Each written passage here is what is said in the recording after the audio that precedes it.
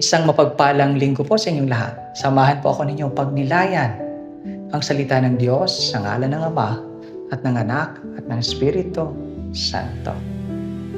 Ngayong araw po, we are celebrating the feast of the baptism of the Lord. At sa buhay po ni Jesus, ito po ay nagpapahiwatig ng pagsasimula niya sa kanyang ministry o misyon. At sa pagsisimula niya sa kanyang misyon, ibinubunyag po sa atin, pinapakilala po sa atin ng Diyos Ama kung sino si Jesus.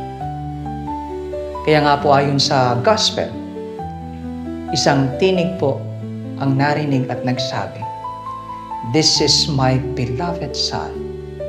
Ito ang minamahal kong anak na lubos kong kinalulutan. Sa ating pagbasa, unang pagbasa na mula sa aklat ni Propeta Isaías, sabi ni Yahweh, "Narito ang aking lingkod. Siya ang magpapairal ng katarungan. He is alive for all the nations." Noong unang linggo, ang tawag po sa atin na sundan ang tala o tanda na ibibigay sa atin ng Diyos. Alam po ninyo, ang tala naman po ay walang sariling kinang. May pinagmumulan ang kanyang kinang.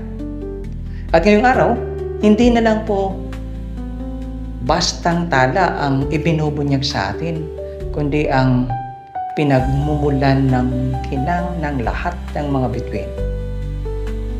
Ang pangalan po niya ay Jesus.